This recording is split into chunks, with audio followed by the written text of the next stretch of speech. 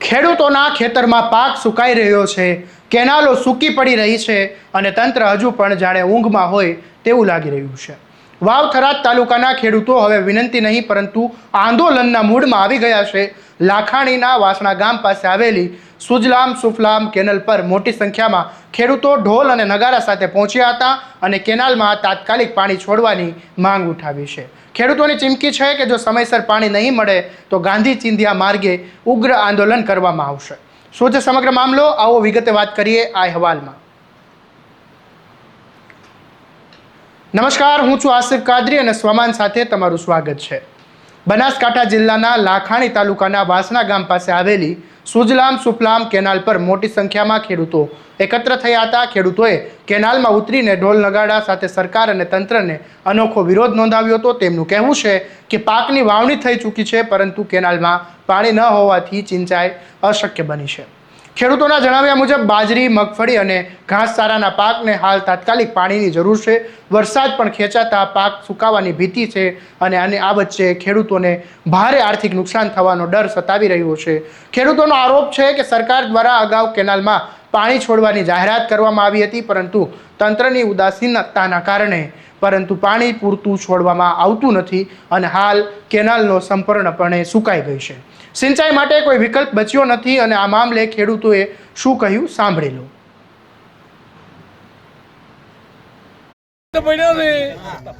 રેવી વરાળ આવે ક્ષેત્રમાં એટલી વરાળ આવે છે, માલ ઢોર પશુ બીજું સમારે નભાડવા ફાર નથી, નિર્વાનું નથી, કારણ રણ ઉડી છે। મહેરબાની કરી એના સરકારને એમ કહો તો પોણી વાળો તો મળવું ઢોલ વરાળવાળા છે।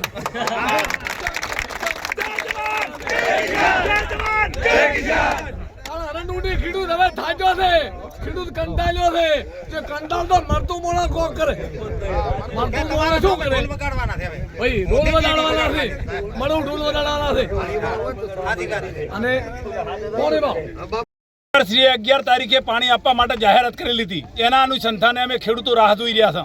સરકારશ્રીના અધિકારીઓએ એવું કીધું કે 15 તારીખ તમારી સુજલામ સુફલામાં પાણી ચાલુ થશે, પણ હજી સુધી અમને સુજલામ સુફલામાં પૂરતું પાણી કે બિલકુલ પાણી આપેલું નથી। એના અનુસંધાને અત્યારે વાહણા ખેડૂતો હજારોની સંખ્યાની અંદર ખેડૂતો મળ્યા છે।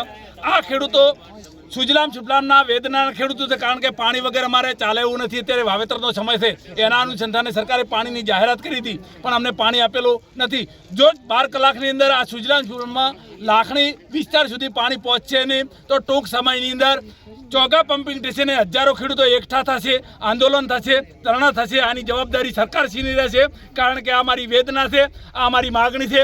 જો મારી માગણી સરકાર સ્વીકારશે નહીં તો આનું પરિણામ સરકારશ્રીને ભોગવવું પડશે। જય જવાન જય કિસાન। 24 કલાકમાં પાણી નહીં આવે તો તમારી આગળની રણનીતિ શું કહેવા માંગો છો? જો 12 કે 24 કલાકમાં અહીંયા વાસણા અને લાખણી સુધી પાણી નહીં આવે તો ટૂંક સમયમાં અમે 12 થી 24 કલાકમાં ચાંગા પમ્પિંગ સ્ટેશને હજારો ખેડૂતો ભેગા થઈ અને અમે ઉગ્ર આંદોલન કરશું। એક બાજુ આપણા કૃષિ મંત્રી શિવરાજસિંહ ચૌહાણ કહે છે કે ખેડૂતોને જે જરૂર હોય કહેજો, હું ખેડૂતો માટે તૈયાર છું। તો આ ખેડૂતો આવી ભર બપોરે કાળકડતી ગરમીમાં અહીંયા મરેરા છે પાણી હારું, અને એક બાજુ આપણા મંત્રી સાહેબ એમ કહે છે કે પાણીની જરૂર હોય તો હું ખેડૂતો માટે તૈયાર છું। તો મંત્રી સાહેબને જણાવો કે આ અત્યારે 500 ખેડૂતો વાહણા ભેગા થયા છે અને ખેડૂતો પાણીની ભીખ માગે છે। તો આ સરકારને અમે કહીએ છીએ કે જો 24 કલાકમાં અહીંયા પાણી ના આવ્યું તો અમે ચાંગા પમ્પિંગ સ્ટેશને ઉગ્ર આંદોલન કરશું। જય જવાન જય કિસાન, જય જવાન જય કિસાન। ખેડૂતોનું કહેવું છે કે મોંઘા ભાવના બિયારણ, ખાતર અને ખેતીનો ખર્ચ કર્યા બાદ હવે પાણીના અભાવે સમગ્ર મહેનત પર પાણી ફરી વળે તેવી સ્થિતિ સર્જાઈ છે।